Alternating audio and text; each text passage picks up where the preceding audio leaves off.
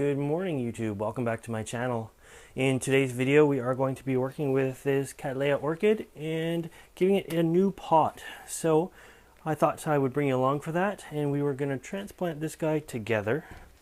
A few things need to be worked on before we even get going. It's got a few old bloom spikes on it that I'm going to cut off, and we might as well do that right now. We're going to jump into this. It is another warm, beautiful day here in British Columbia. It is getting bright and sunny. It's about 8:15 in the morning. I have to do this early or else it just gets too bright. I can't film properly. So that's why there is a big glow on the side of my face here just from the sun coming up. So with a pair of sterilized scissors, we are just going to cut off these spikes. They're old and spent. You want to cut them about an inch up from the actual bulb itself. Try to remove some of the sheaths as well. Just try to keep it as clean as you possibly can.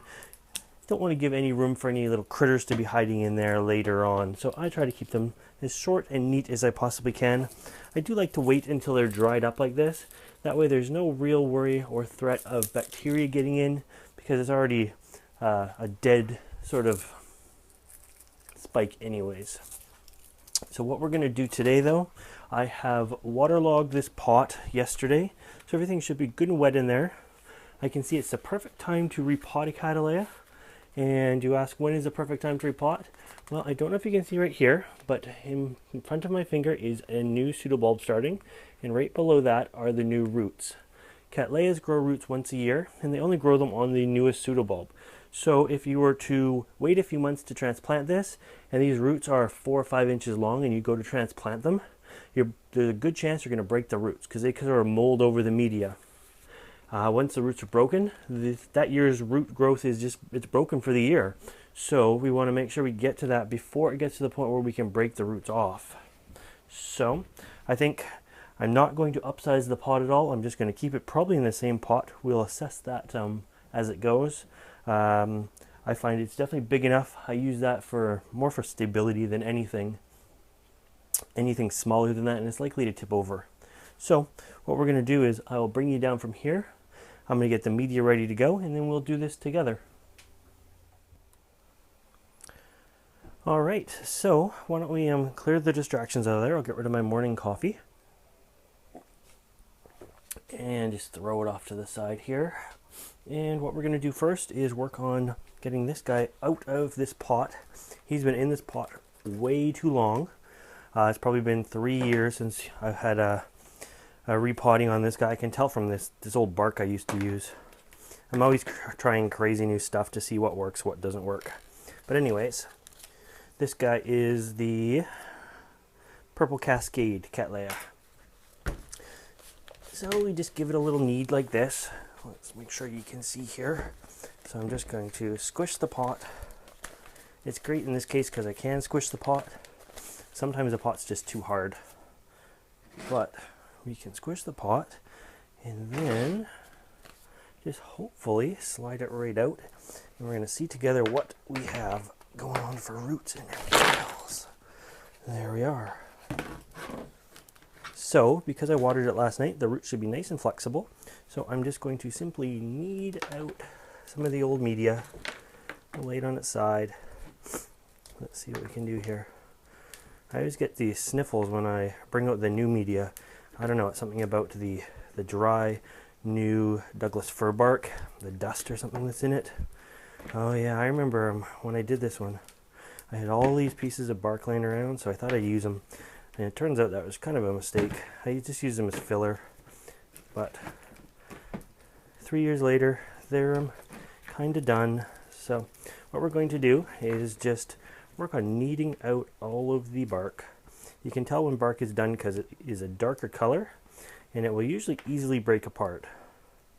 So we want to be careful as to not disturb too many roots. They actually look not too bad. We're getting to this guy definitely in time. There's a few dead roots. A dead root is usually a little bit more papery thin with this white sort of core sticking out. You can do that with them quite easily. So I'm going to go ahead and knead out all the bark I can here, and then we will bring you back in a minute.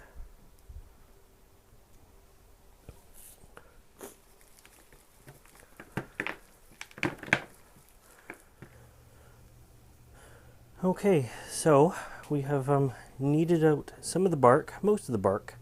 Now the reason you want to get rid of most of the bark is it becomes acidic over time, so it actually will burn the roots. And what we're going to do now is I'm going to turn the plant over. This is the newest growth, so these roots are generally pretty healthy on this side, but roots only last so long. And so we're going to turn it over to the back side. This is where some of the older bulbs are, some of the oldest bulbs. And we're going to look for some roots that aren't so healthy anymore, and we're just going to cut them off. Now, remember what I said, they're going to kind of be papery thin. And we're just doing that. It's not something that would be absolutely necessary, but we want to keep as many of the decaying organics out as we can, especially to start with. What I'm going to do before I actually transplant this is I'm going to take it out into the yard and give it a spray with the hose and try to dislodge any of the little dusty particles that are in there. But I thought I will trim the dead roots before I do that, just because it's easier to do now than when it's really dripping wet. So a lot of these ones on the back side, they're no good anymore. You can see from here that they're just kind of papery thin. But like I said, these little pseudobulbs here, they've been going for 5 years anyways, so some of these roots are quite old and they've done their time. New roots are coming. It's the thing with these guys, you know, the old bulbs eventually do wither and die. They lose their leaves, and it's totally at different paces, but as long as the front of the plant looks good, that is the main thing. Okay, we're back. It's still dripping wet there, but it looks a lot cleaner. And so you can see some close-ups here now of some of the newer roots, even growing on the old roots, coming back to life. It's generally pretty clean. There's a few pieces of bark that I did miss, but I'm not overly worried about that. I cleaned up a lot of the roots that were many, many years old, and may just clean up a few more now that it has exposed a few. And yeah, and then we will get started on actually repotting this guy up. But what I'm looking for here, sorry, I'm just kind of concentrating, is any kind of little thin strings that used to be roots. I'm just going to remove them if I can, just like so. It's kind of one of those time-consuming things, and I don't want to bore you with it, so I'll kind of fast track, but clean it all up. Make sure you take your time with them. Look into the core of the plant. Make sure the roots are still firm. This one, it doesn't look very good, but it's still solid. I'm squishing it. It's good. This one, on the other hand, that's not solid, so I'm just going to remove that. But we'll leave it like that for now. It looks pretty good, actually. The plant as a whole, I'm very happy with the way the roots look, being it's been in this pot for so long that that I wasn't sure what we'd be getting into. And as I say, I'm just going to reuse the same pot again. So let's get started on the medias. Okay, so I have the media that we're going to use set out right here, and I'll slide that over. I'll show you what we're going to do this time. So I'm going to use a mixture of medium fir bark and some styrofoam for taking up some space, creating some airy zones. I'm going to reuse the same pot here. I like this pot. It was a decent size. The roots are in good shape.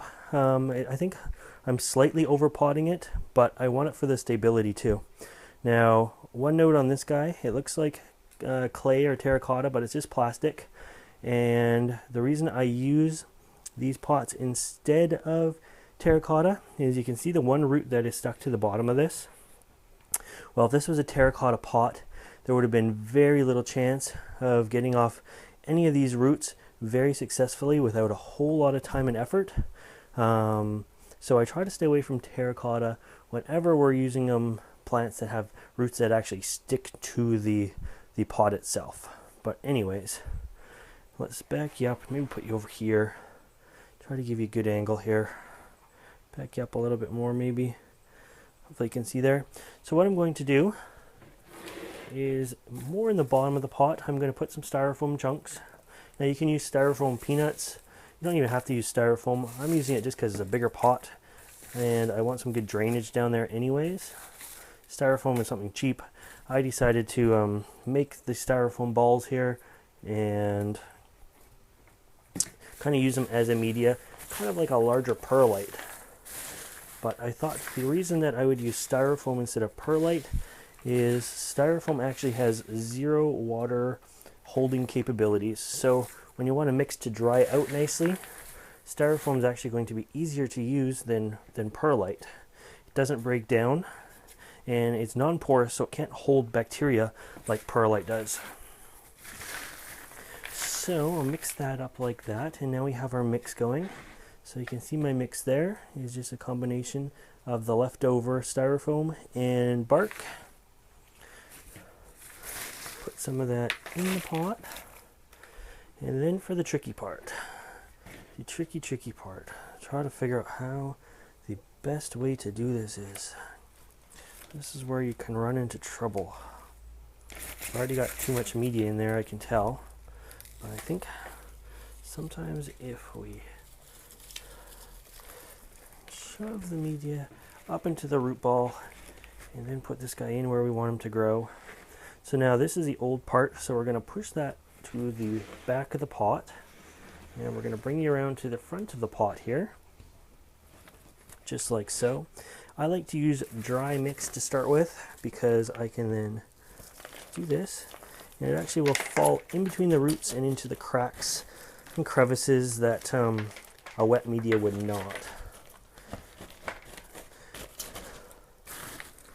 Can't say there's ever a really truly easy way to do this, especially when you're dealing with a lot of roots.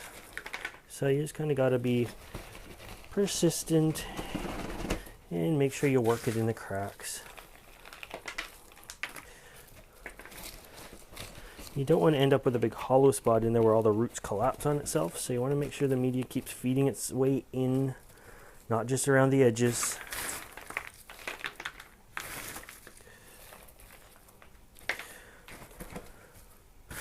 There's sort of a method afterwards, which is just tapping it on like cement, which will kind of move everything where you want it to go as well. I'm just going to continue to put stuff in there. I'm making a huge mess. I should probably use my tray here. Can you guys still see it if I use my tray? There we go.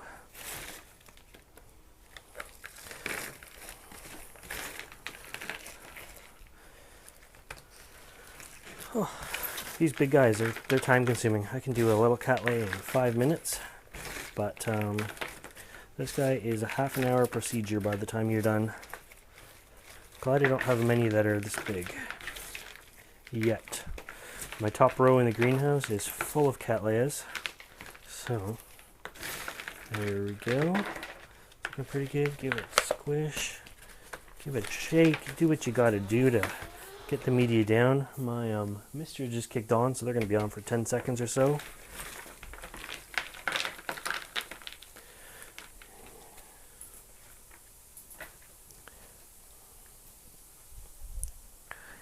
And I think that's going to be fairly good. So, back you up here so you can see the finished product. I'm going to go out and water it. I'm going to go out and, well, before I water, I'm going to bang it on the ground, and then I'm going to give it a watering and see if anything packs down. And if it does, I'm going to use the leftover stuff that's in the white tray there to just fill it in and top it up a little bit more. But anyways, that is repotting a big Cattleya. Thanks for coming along. Hopefully you stuck through it all. If you want to see more videos like this, make sure you subscribe to my channel. And as always, thanks for watching.